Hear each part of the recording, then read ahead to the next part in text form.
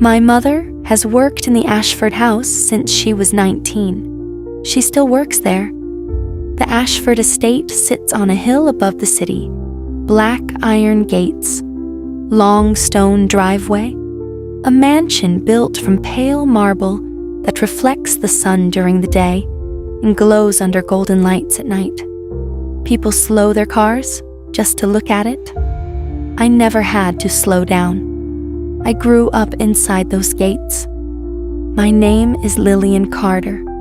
My mother calls me Lily. In the Ashford house, they call me Lillian because Mrs. Ashford says it sounds more refined. My mother cleans the rooms, washes the sheets, polishes the silver frames that hold pictures of vacations in countries I have never seen. She moves quietly. She does not sit unless she is told to. When I was little, she used to lay a blanket for me in the laundry room while she worked. That is where he first saw me. Alexander Ashford was born into silk sheets and crystal chandeliers. His nursery alone was bigger than our entire apartment across town. He was 3 months older than me. One afternoon, he wandered into the laundry room while my mother was folding towels. He stared at me for a long time. I stared back. "She looks bored," he said. "She is fine, Master Alexander," my mother replied. "Do not call me that," he said. He handed me a wooden toy car he had been holding. I took it. That was the beginning. We learned to walk on the same marble floors. When he tripped, I laughed. When I fell, he helped me up. We chased each other through hallways that echoed with our voices. No one stopped us at first. We were just children. As we grew older, the difference between us became clear. He had a private tutor who arrived every morning. I went to the public school 5 streets away. He wore tailored uniforms. I wore whatever my mother could afford. He had a room filled with shelves of books. I had a small desk in our apartment by the window. Still, every afternoon when his lessons ended, he came looking for me. "Lily," he would call from the top of the staircase. If my mother allowed it, I would join him in the garden or in his room. We built forts from blankets. We made plans to travel the world. He always spoke as if we would go together. When we were 8, one of his relatives visited. "Why is she here?" the woman asked, glancing at me as if I were furniture.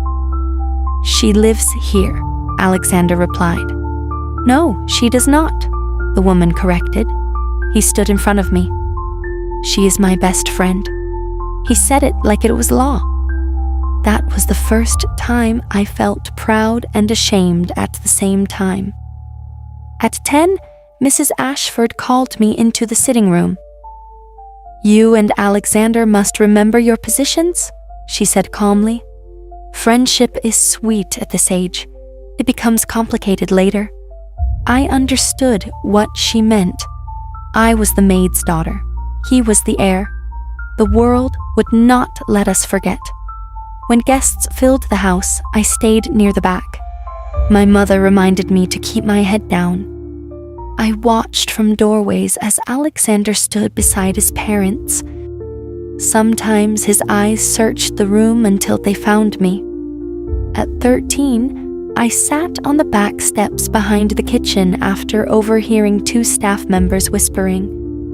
"She will probably work here too one day," one said, "like mother, like daughter." I stared at my hands and felt something hard settle inside my chest. Alexander found me there. "What happened?" he asked. "Nothing." "That is not true." "They think I belong here," I said. "In the background." He sat beside me, not caring that his trousers would get dirty. "You belong wherever you want," he said. "That is easy for you to say." He looked toward the mansion, then back at me. Sometimes I feel like I do not belong here either. I did not understand that then. To me, the house was proof of everything we were not. To him, it was something else. We were born under the same roof, raised in the same halls, but the world treated us as if an invisible line had been drawn between us from the start. To everyone else, I was the maid's daughter. To Alexander Ashford, I was his best friend. And for a long time, that was enough. By the time we turned 16, the world had stopped pretending. Alexander Ashford was no longer just the playful boy from the laundry room. He was tall, sharp-featured, confident in a way that made teachers soften and students move aside. He carried his last name like it meant something, because it did. Ashford Academy was the most expensive private school in the city. Politicians' children studied there. CEOs' sons walked those halls like they owned them. I was never meant to enter through those gates. But Alexander made sure I did. The summer before high school started, I overheard him arguing with his parents in the main sitting room. "I need someone I trust," he said. "Boarding school is different. I cannot focus if I have to deal with everything alone." "You will have staff," Mr. Ashford replied. "I do not want random staff," Alexander answered. "I want Lily. She already knows how things work. She can manage my schedule, remind me about assignments, keep things organized." There was a pause. Mrs. Ashford's voice came next. "She is not trained." "She will be," he said.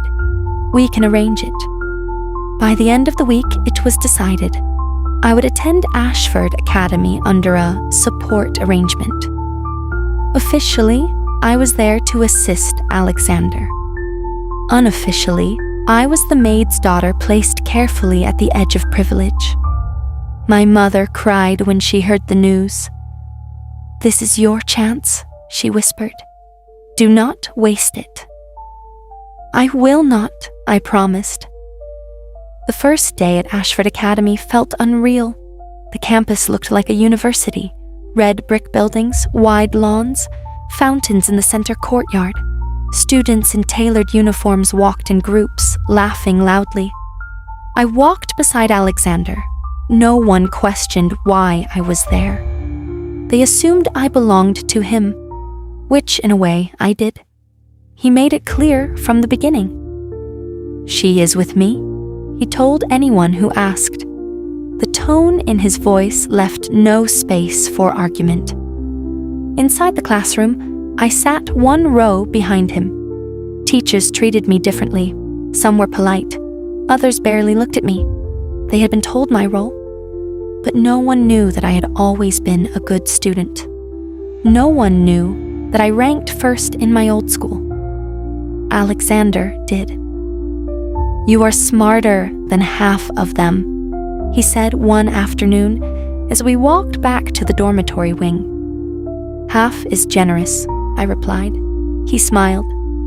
"Then prove it." So I did. I completed his reminders. I organized his assignments. I made sure he never missed a deadline. Then I did my own work. At night, while the dorm was quiet, I studied under the desk lamp. Economics, literature, mathematics. I memorized formulas. I wrote essays twice as long as required. I answered every question in class when given the chance. Grades were posted at the end of the first term. My name was second on the list. Alexander's was fifth. He stared at the board for a long time. "You beat me," he said, not sounding upset. "I studied," I replied. "You always do." That was the difference between us. He worked hard because he wanted to succeed. I worked hard because I had to escape. By 17, the whispers started. "She is lucky," some girls said. "She would not be here without him," others added. They were right. I would not. And that truth shaped every decision I made. I stopped joining social events unless required. I declined invitations. I avoided photographs. I built a quiet reputation as the serious girl who never smiled. Alexander noticed. "You are pulling away," he said one evening. "I am busy." "You are always busy?" "I need to be."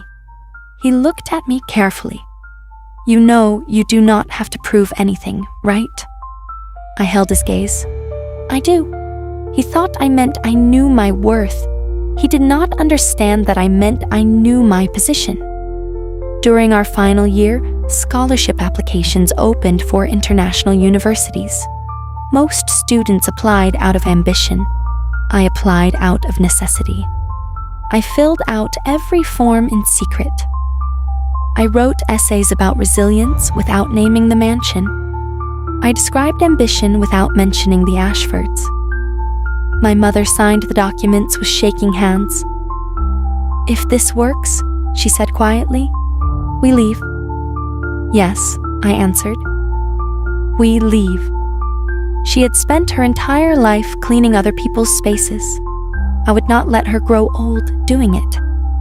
Alexander remained unaware. He spoke about inheriting the company one day, about expanding business overseas, about how he would redesign parts of the estate when it became his. "And you?" he asked me once. "What do you see for yourself?" "I see change," I said. "You will not leave," he replied casually. "You're part of everything." I forced a small smile. He believed that. He believed we would always move forward side by side. He did not see the quiet war inside me. I loved him in the way someone loves the sun, warm and bright. But you cannot live inside the sun. You burn.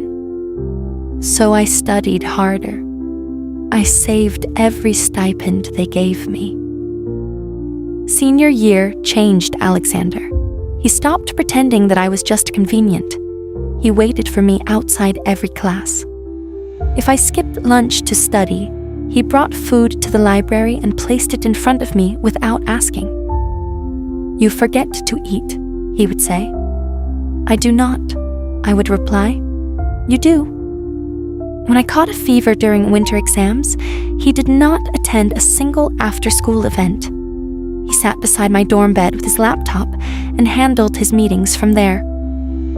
"You do not have to stay," I told him. "I want to," he answered. It was always simple with him. On weekends, when he was driven back to the estate, he insisted I come along. He said it was easier if I managed his schedule from there. The staff already knew me. No one questioned it. But things were different now. We were not children running through hallways. We were 18, and people were watching. One evening at the estate, I was in the study organizing his files when Mrs. Ashford walked in. She did not look at me first. She looked at her son. "Alexander," she said calmly, "walk with me." They stepped into the hallway. I did not mean to listen, but the door was not fully closed. "You are distracted," she told him. "I am not." "You are," she insisted, "and it involves her." Silence. "She has always been around," Alexander said. "Nothing has changed." "Everything has changed," his mother replied. "You're not children anymore. You have responsibilities. Appearances matter." "She helps me, that is all." "Does she?" Mrs. Ashford asked softly. "Or is she becoming something else?" There was a pause, long enough to hurt. Then Alexander's voice came, colder than I had ever heard it. "She is just a toy, Mother. Something familiar. Do not read more into it." "She knows her place," he continued, "and I know mine." My hands went still over the papers. Toy. The word echoed in my head without emotion at first. Then slowly it settled. Mrs. Ashford spoke again, her tone lighter. "Good. I would hate for you to complicate your future over sentiment." "You do not have to worry," he said. Their footsteps faded down the hall. I stood alone in the study, staring at the neat stack of documents I had just arranged for him. Toy. Something kept for comfort. Something that could be set aside. For a moment, I tried to feel anger, but it did not come. Only clarity did. He cared about me. That part was true. I had seen it in the way he stayed up when I studied too late, in the way he watched my face during crowded events to make sure I was not uncomfortable, in the way his jaw tightened when anyone spoke down to me. But care and equality were not the same. He believed I would always be there, in the background, beside him, within his reach. Not as a partner, as something that belonged to him. That night, when he returned to the study, he leaned against the desk and looked at me. "You're quiet," he said. "I am working." He stepped closer. "You heard?" It was not a question. "Yes." He studied my face carefully. "You know why I said it." "To protect yourself," I answered. "To protect you," he corrected. I did not argue. If he admitted anything else to his mother, she would remove me from his life without hesitation. I understood that. "You're not a toy," he said, lowering his voice. "But that is what I am allowed to be," I replied. His jaw tightened. "Do not twist this. I am not." He reached out and lifted my chin gently, so I had to look at him. "You are mine," he said. The words were not cruel. They were possessive. He believed they were comforting. In that moment, I finally understood the shape of our future in his mind. He would inherit the estate. He would expand the business. He would marry someone suitable. And I would remain close, a permanent piece of his world. He thought that was enough. I pulled back slowly. "I should finish organizing your schedule," I said. His eyes lingered on me for a long time before he stepped away. Alexander Ashford cared about me. That was undeniable. He thought I would stay by his side forever. He had no idea I was already counting the days until I would no longer belong to him at all. The email came at 2:17 a.m. I was awake. I had been checking every night for weeks. Congratulations, full scholarship, tuition covered, and housing included. A stipend large enough to support not just me, but my mother too. I read the message 3 times to make sure it was real. From today, I had 1 month left. 1 month before I could walk out of the Ashford estate without looking back. My hands did not shake, and my heart did not race. I felt calm. It scared me how calm I felt. The next morning, Alexander found me in the courtyard before classes. He looked different. "Where were you last night?" he asked. "In my room." "You did not answer my messages." "I was studying." His eyes narrowed slightly. "You are studying too much." "I always do." He stepped closer, lowering his voice. "You have been distant?" "I have been busy." "That is not the same thing." He kept standing too close lately, his hand on my back, his fingers around my wrist when he led me somewhere. Not painful, but firm, as if he needed to feel that I was still there. It started after that night in the study, after the word toy. Since then, something had changed in him. He began saying things he had never said before.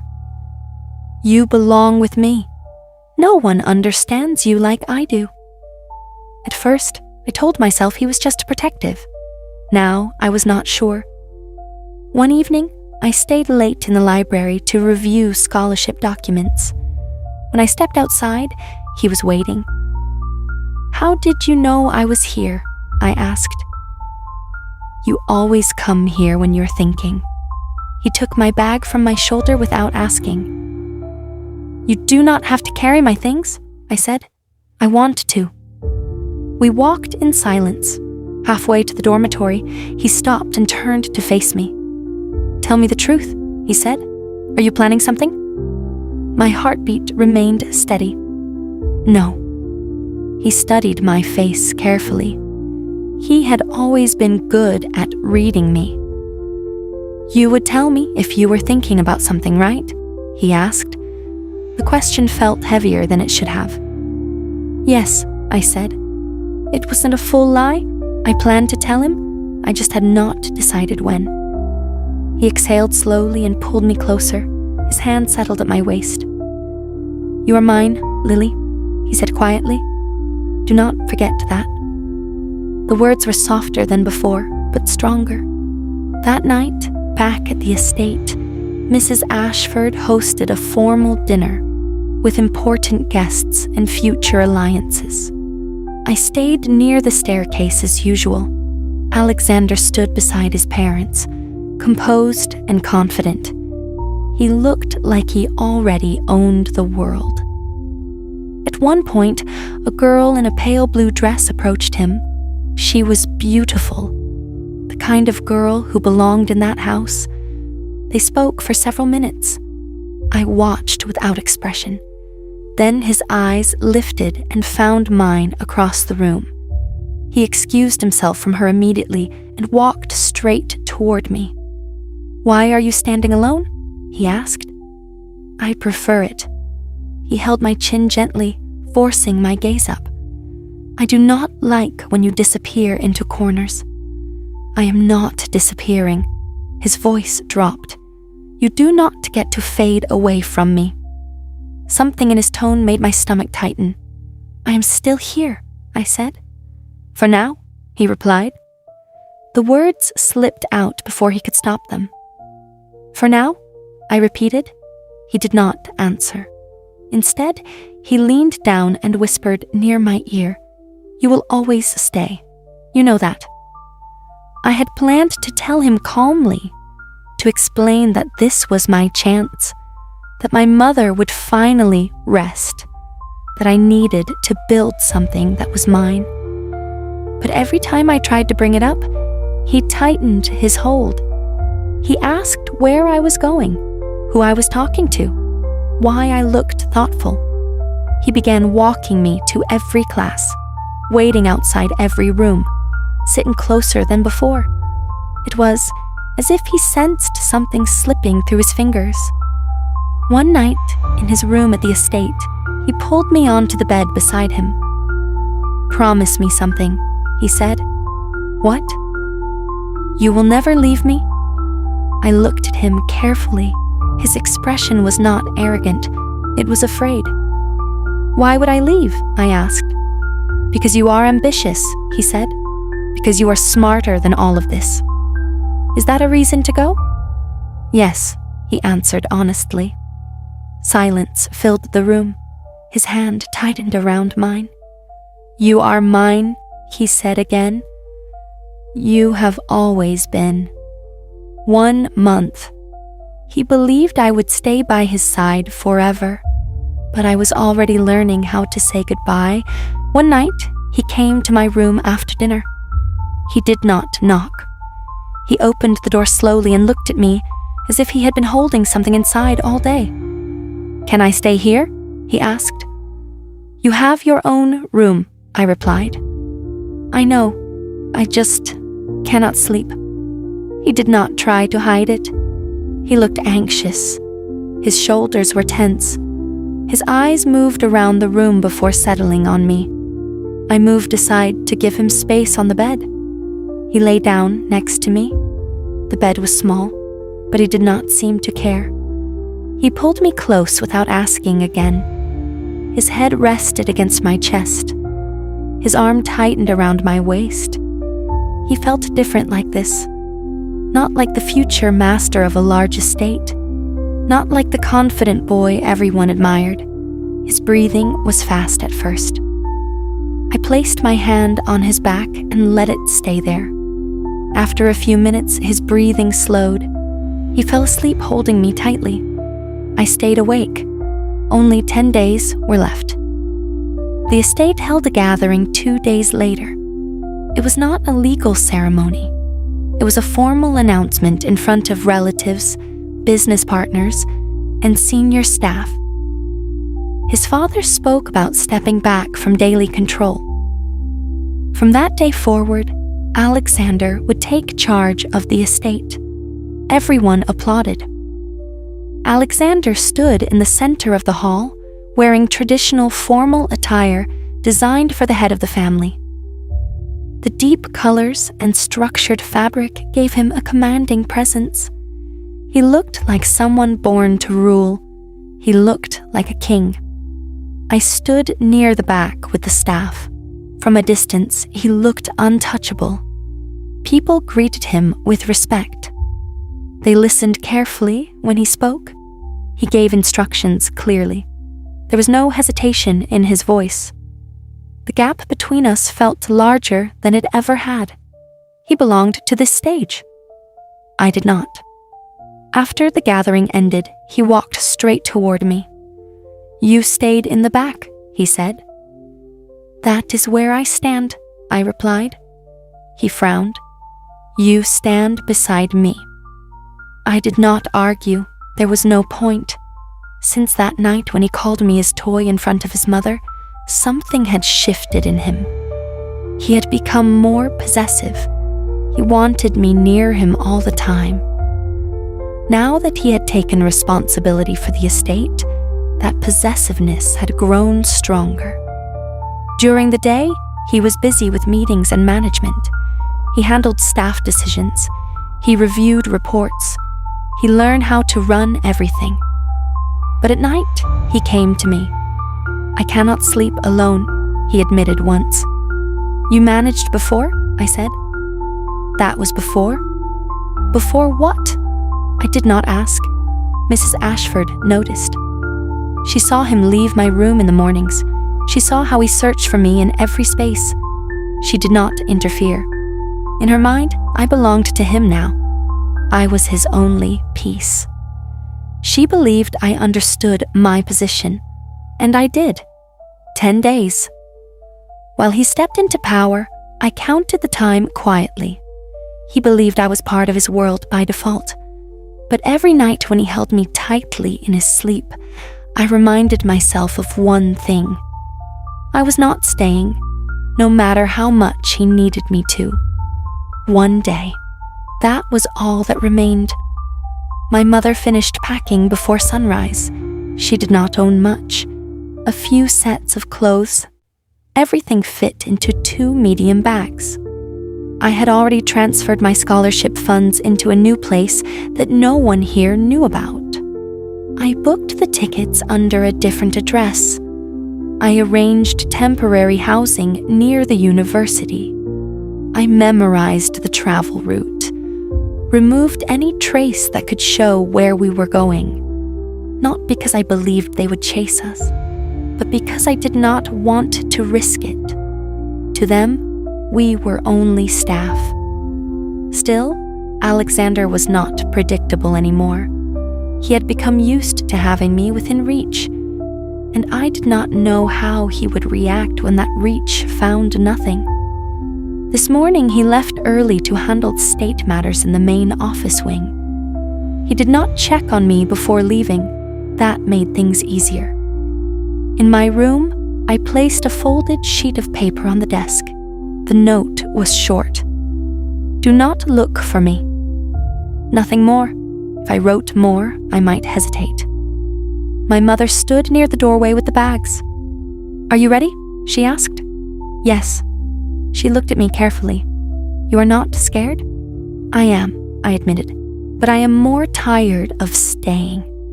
She nodded. That was enough. We moved through the staff corridor, not the main staircase. The morning shift had already started. A few workers glanced at us but said nothing. They assumed we were handling errands. The gates opened when my mother informed security that we were stepping out for supplies. No one questioned it. The estate looked the same as it always had. Perfect lawns, clean stone paths, tall walls separating this world from the outside. For years, those walls felt permanent. Today, they looked small. I had planned everything carefully. Our route to the station avoided familiar areas. Our destination was far enough that no one would connect it easily. Even if no one searched, I wanted certainty. Alexander was still in the estate office. He would finish his meetings around noon. He might look for me in the afternoon. He might go to my room tonight. He would find the note. I tried not to imagine his reaction. As the carriage moved farther from the estate, my mother reached for my hand. "You did it," she said quietly. "Yes," I answered. Behind us stood a mansion where I had grown up but never belonged. Ahead of us stood a future no one there could control. For the first time in my life, I was not walking behind Alexander Ashford. I was walking away. 8 months later. It has been 8 months since we left. The countryside is quiet. There are no tall walls, no security guards, and no constant noise from staff moving through halls. Our house is small, but clean. It sits at the edge of a wide field surrounded by low hills. We grow our own vegetables and fruits, tomatoes, beans, apples, and herbs. My mother wakes up early, but now she does it for herself, not for someone else.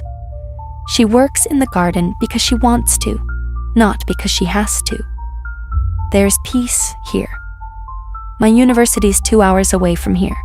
The journey is long, but I do not mind it. I use the time to read or revise my notes. I am studying economics. I want to understand how power moves through money and land. I want to build something of my own one day. When I enrolled, I changed my name.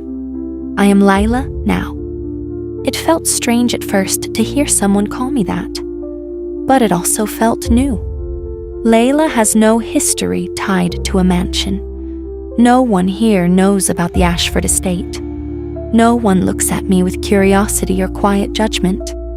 I have made a few friends. Emma studies literature. Daniel wants to become a teacher. They are kind in simple ways. They share notes. They wait for each other after class. They ask about my mother. They see me as normal. And I like that. I do not miss my old life. I do not miss the large halls or the formal dinners. I do not miss standing at the back of rooms. I do not miss the constant awareness of where I belonged. Sometimes, late at night, when the countryside is very quiet, I think about Alexander. I wonder if he was angry when he read the note. I wonder if he searched for me at all. Then I remind myself that people like us are easy to replace in houses like that. Still, I worry about him sometimes. He carried pressure even before he became master of the estate. He wanted control over everything. He did not sleep well unless I was beside him. By now, he must have grown into his role fully. He must wake up early to manage the estate. He must sit at the head of long tables and make decisions that affect many people. He must have learned to sleep without me. I imagine him standing in the center of the grand hall, calm and confident. A ruler who speaks and others listen. A man people respect and obey. He always had that strength. I hope he uses it well. Here, in this quiet house surrounded by fields, I live a different life. I wake up to birds instead of orders. I study for my future instead of organizing someone else's. I sit beside my mother in the evening and drink tea in our own garden. I am Layla now. And for the first time, my life feels like it belongs only to me. 2 years passed quickly. I completed my degree with high grades. I did not stop at graduation. I trained further and built connections. I learned how contracts work, how negotiations are handled, and how large businesses protect their interests. Now I work as a senior secretary for a private firm in the nearest city. I manage meetings between company heads. I prepare reports. I sit in rooms where serious decisions are made. People respect my efficiency. They trust my judgment. I built this life. We moved from the countryside to a small town closer to my workplace after I got the job. My mother did not need to work anymore. She stayed home and took care of the garden behind our rented house. Everything was stable until she began to fall sick. At first, it was small things: fatigue, dizziness, a cough that would not leave. Then she started losing weight. She stopped going outside. Some mornings she could not even stand without support. There is no proper hospital near us. The nearest good medical facility is in the city. The same city where the Ashford estate stands. I tried local clinics. They gave temporary medicine, but nothing improved. Last night, she fainted in the kitchen. I caught her before she hit the floor. As I held her, I realized something clearly. If I wait, I might lose her, and I have already lost enough. I sat beside her bed later that night. "We need to go to the city," I said. She looked at me carefully. "Back there?" "Yes. You worked so hard to leave." "I did," I answered, "but I will not lose you because I am afraid." She did not argue after that. The estate has the best connections in the region. The hospitals they use are private and fast. Money is not the problem anymore. I earn enough. The problem is the location. Going back means stepping into the same city, the same environment, the same memories. It has been 2 years. 2 years since I left a note and disappeared. 2 years since I last saw Alexander Ashford. He must have changed even more. He would be fully settled into leadership now. But 2 years is a long time. People move on and faces fade. I no longer look like the girl who stood in the background of his halls. I dress differently. I carry myself differently. I speak with confidence now, and my name is still Layla, not Lily. I stood by the window this morning and looked at the road ahead. 2 years. Would anyone remember? Would he? Or would I simply be another stranger in a city that once defined me? I take a slow breath. It should be fine. We are not part of their world anymore. And I am not the same girl who left. So yes, it will be okay, right? While entering the city, my carriage was stopped at the main gate. The guards asked for identification and travel papers. I handed them everything calmly. They checked the documents, looked inside the carriage once, then stepped aside. They did not suspect anything. I entered the city easily. The streets looked the same but felt different. I focused only on my mother. She was weak beside me. Her breathing was slow. I kept holding her hand as if that alone could keep her stable. At the hospital, everything moved fast. I stood at the billing counter while they calculated the charges. The amount was high, but I did not hesitate. I paid without bargaining. As I waited for the receipt, 2 nurses behind the desk began whispering. "Did you hear about the estate inspection yesterday?" one said. "Yes," the other replied. "The master is ruthless. 3 managers dismissed in 1 day. He barely speaks, just gives orders. People are scared of him." "Cruel," the first one added. "That is what everyone calls him now." I froze. Cruel? Which master? "There is no mercy in that house anymore," one continued. "The new ruler is strict. Even small mistakes are punished." My mind refused to connect the words. Cruel master, ruthless ruler, new master of the estate. Alexander? No, there is no way. My Alex is the kindest person. They must be exaggerating. People always fear authority. Strict does not mean cruel. Alexander was not heartless. He cared deeply, too deeply sometimes. He could not even sleep alone. He used to sit beside me when I had a fever. He used to defend me without hesitation. Cruel?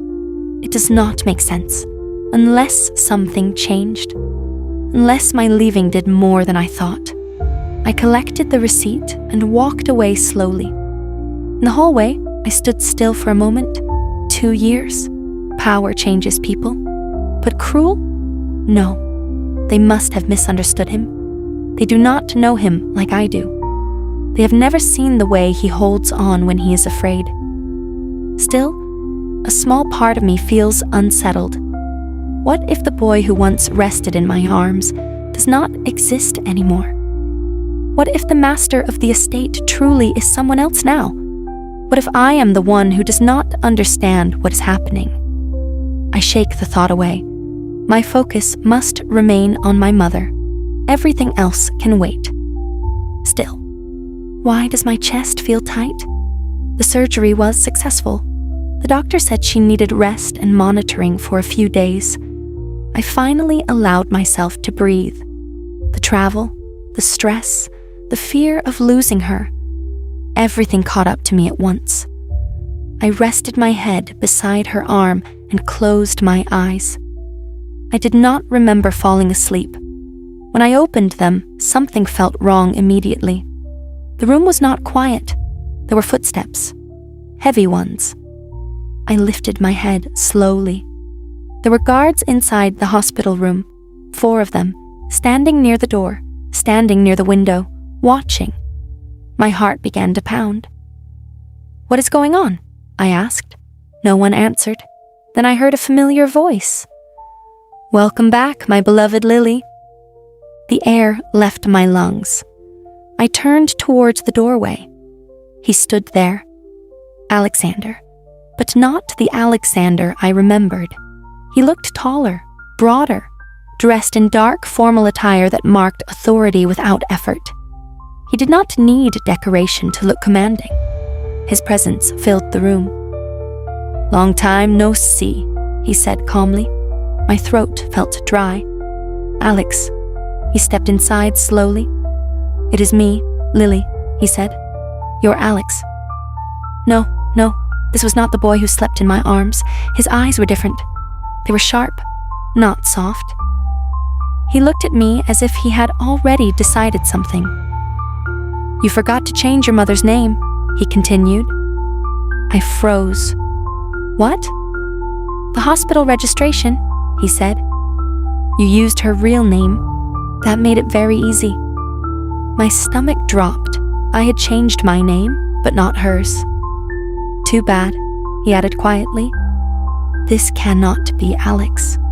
He walked closer to the bed where my mother lay unconscious. The guards stayed alert.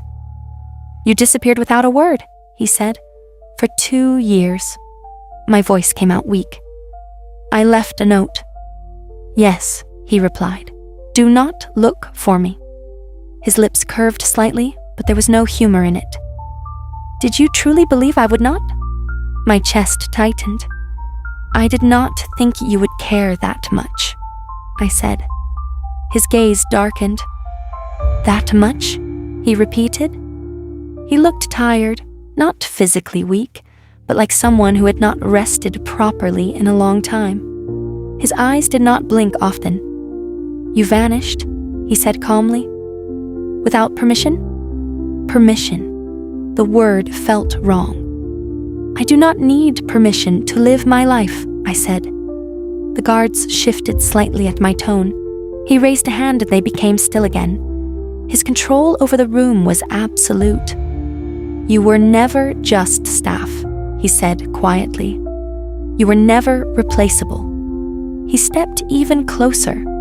Now he was standing directly in front of me. "And yet you left as if you were nothing."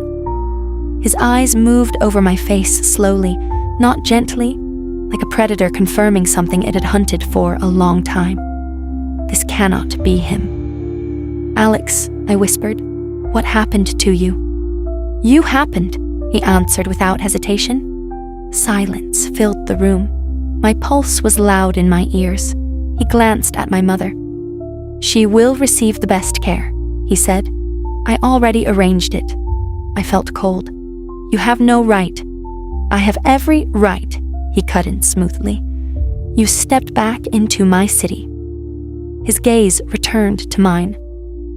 "Now that you are here," he said, voice low and steady, "let us go back to where you should be." The words did not sound like a request. They sounded like a decision already made. My heart was racing. This man in front of me was powerful, ruthless in a way I had never seen before. "You do not own me," I said, forcing my voice to stay firm. His expression did not change. "We will discuss that later, honey," he replied calmly. The guards stepped aside as he extended his hand toward me. "Come, Lily." Not Layla. Lily, the name I buried 2 years ago, the name he never forgot. "I am not going anywhere with you." My voice was firm. For a second, the room was silent. Alexander looked at me without blinking. His expression did not change. No anger, no surprise, just a stillness. "That is all right," he said calmly. "You do not have to come." Relief almost touched me. Then he stepped forward. Before I could move, his hand closed around my wrist. His grip was strong. "Let go of me," I said sharply. He did not argue. He reached into his coat and pulled out a thin leather strap. I did not understand what he was doing until it was too late. In one smooth motion, he caught both my wrists and secured them together. Tight. Not enough to injure, just enough to restrain. "Alexander," I shouted, "have you lost your mind?" His face remained cold. "If you refuse to walk," he said evenly, "I will carry you." "You cannot do this." "I can." He lifted me carefully, one arm under my knees, the other supporting my back, as if I weighed nothing. The guards opened the door without question. "Put me down," I screamed. No one stepped forward. Not the nurses, not the staff in the hallway. Everyone looked away. He moved through the hospital corridor with steady steps, as if this was normal. My struggles did nothing. My voice echoed, but no one interfered. He had power here, and everyone knew it. Outside, a carriage was already waiting. He placed me inside and followed, sitting across from me. My hands were still tied. I stared at him in disbelief. "This is not you," I said quietly. He looked at me directly. "This is exactly me." The ride was silent. The estate gates opened immediately when they saw him. The carriage stopped in front of the mansion. I had imagined returning many times. I never imagined this. He lifted me again. I did not fight this time. My energy was gone. The doors opened before we reached them. Staff stood in line. No one looked shocked, as if they had been waiting. He walked through the halls I once knew so well. Nothing had changed, except him. We stopped in front of a large door at the end of the corridor. His room? No, not just a room, the master's chamber. The door opened. He carried me inside and placed me gently on the bed. Then he untied my wrists. The marks were red. He noticed. His fingers brushed over them briefly. "You did not have to make it difficult," he said.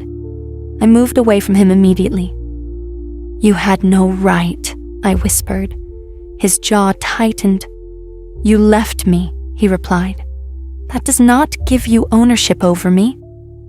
He stepped closer. "You think this is about ownership? Then what is it about?" I demanded. For the first time, something cracked in his calm. "You disappeared," he said, his voice low but intense. Without a word, without facing me, without giving me a chance to decide. It was my decision to make. His eyes darkened. You were mine. The words were not shouted. They were stated like fact. I was never yours, I said. Silence. The air between us felt heavy. He looked at me differently now, not as prey, more like something he had searched for too long. You are here now, he said quietly, and this time, you will not go anywhere. I stood up from the bed. I will leave again. His gaze did not waver. No, he answered. The word was simple, and for the first time since I saw him in that hospital room, fear settled fully inside me. This was not the boy who slept in my arms. This was the ruler they whispered about, and I was back inside his world. He did not argue again. He simply acted. Before I understood what he was planning, he secured my wrists to the carved posts of his bed with a firm restraints. Not rough enough to bruise deeply, but strong enough that I could not free myself. You will calm down, he said. I am not something you lock away, I replied. He ignored that. The door closed behind him. I was alone. The room felt different from how I remembered it. Dust gathered along the shelves. The curtains were half drawn as if no one cared to open them fully. The air felt heavy. This did not look like a room someone lived in daily. I turned my head toward the window. Outside, the sky was bright. The gardens were well kept. Birds moved freely across the lawn. Everything looked peaceful. Only I was not. I struggled at first. I pulled against the restraints until my wrists burned. The bed frame did not move. The knots were secure. After some time, my strength faded. I stopped fighting. The door opened again an hour later. 2 maids entered quietly. One of them was older. I recognized her immediately. She had worked here since my childhood. She avoided my eyes at first. We are here to bring food, she said softly. They untied one hand so I could eat. I refused at first. Hunger eventually won. They changed my clothes without speaking much. When they prepared warm water to clean me, I felt humiliation settle in my chest. I can do it myself, I said. The older maid shook her head gently. Orders. While she helped rinse the water from my hair, she finally spoke in a lower voice. I am glad you returned. I looked at her sharply. Why? She hesitated. This is the first time the young master has used this room properly, she said. Since you left? I stared at her. What do you mean? He does not sleep here, she continued quietly. He never did after you disappeared. My breath caught. He stayed in your old room, she added, every night. That made no sense. That is not possible. It is, she said. He locked this room and rarely entered it. Staff were not allowed inside. She paused before speaking again. He stopped eating regularly as well. Some days, he refused food entirely.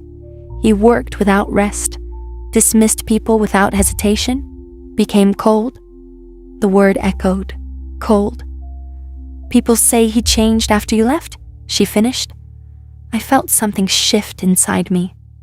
That is not my fault, I said quickly. The maid did not argue. I am only telling you what we saw, she replied. He has not been the same. After they finished, they tied my wrists again. The older maid looked at me with something close to sympathy. He is not cruel without reason, she said quietly before leaving. He is wounded. The door closed. I lay back against the pillows. He stayed in my old room. He did not sleep here. He stopped eating. He became cold. Because I left? But as I stared at the ceiling of the room he never used, a heavy realization formed. The man who dragged me back by force. He is still the same boy who once could not sleep without holding me. Only now, instead of asking me to stay, he is making sure I cannot leave. The door opened late at night. He stepped inside slowly. His hair was slightly messy. His eyes looked darker, heavier. I could smell alcohol even from where I was tied. He closed the door behind him and leaned against it for a moment. He looked tired, not just physically, drained. "Alex," I said quietly, "can you untie me now? It hurts." For a second, he did not respond. Then he walked towards the bed. He knelt in front of me and began untying the restraints without a word. His hands were steady despite the alcohol. When the last knot loosened, my wrists dropped weakly. The skin was red. He noticed. His fingers wrapped around my wrists gently this time. He lifted my hands toward his face and pressed slow kisses against the marks. One, then another. His lips were warm. "Why are you doing this?" I whispered. He did not answer immediately. Instead, he moved closer, still holding my hands. He pulled one of my legs slightly toward him so I could not move away easily. "What are you doing, Alex?" My voice trembled now. He looked up at me. His eyes were not soft, they were intense. "Just what I should have done a long time ago," he said quietly. A chill ran through me. "You would not disappear if I marked you," he continued. "Right?" My heart began to race. "Alex, stop!" He leaned closer, not gentle, not rough either, just determined. "You left because I let you walk away free," he said. "I thought you would come back on your own." "I am not something you can mark and keep," I said quickly. His jaw tightened. "You're mine," he repeated. "I am not," I whispered. He paused. For a brief moment, something flickered in his expression. It was desperation. "I looked for you," he said, "everywhere." My breath caught. "I waited," he continued, "in your room, in the halls, for months. I thought you would come back." "I had to leave," I said, my voice breaking. "I needed a life." "You had one," he replied sharply. "No," I said firmly. "I had you.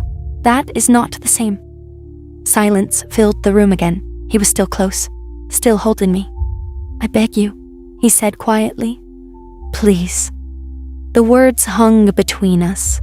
His grip on me loosened slightly. For the first time since he dragged me back, he looked uncertain, just like a man who did not know how to handle losing control. He closed his eyes briefly and rested his forehead against my knee. His voice dropped to something almost broken. "You were the only place I could rest." I did not move. He was powerful outside this room, respected and feared. But here, he looked lost, and that scared me more than his anger ever could. He did not move away. His forehead was still resting against my knee. His hands were holding mine tightly, not to hurt me, but as if I might disappear again if he loosened his grip. "But I cannot lose you again," he said. His voice was shaking now. "I will go crazy if you leave." He looked up at me. "You do not understand how I held myself back," he continued. "But if you disappear again, I will die, Lily." My chest tightened painfully. "You are the reason of my existence," he said with a broken laugh. "I cannot live without you." His fingers trembled around mine. "Please," he whispered, "have mercy on me and stay, Lily. Please save me from this torment." His eyes were not cold anymore. They were desperate. "Or just kill me," he said quietly, "because living like this is worse." Something inside me cracked. I had imagined him angry. I had not imagined him like this. "Alex." My voice softened without me meaning it to. I could feel how serious he was. This was not manipulation. It was fear. the kind that grows when someone loses the only thing that made them feel steady. He had built walls around himself after I left, but underneath all of it, he was still the boy who could not sleep alone. "I never wanted to destroy you," I said quietly. "Then why did you leave me?" he asked. "Because you and I are not the same," I said. Tears burned behind my eyes. He went still. "I was afraid," I continued, "afraid that I would always be something beside you, not equal, but a toy." He closed his eyes for a moment. "I was young," he said hoarsely. "I thought keeping you close was enough." "It was not," I whispered. Silence filled the room again, but it felt different now. He rested his head against my lap carefully, as if I might push him away. "I worked hard to become worthy of you. I took over this estate so no one can question my decision. But I couldn't find you. I searched for you," he said quietly. "Everywhere. I waited in your room for months. I stopped sleeping properly. I stopped eating. I hated everyone for not being you." My heart hurt listening to him. I placed my hand slowly in his hair. He froze at the touch, then relaxed slightly. "I did not know," I said honestly. "I did not want you to see me like that," he replied.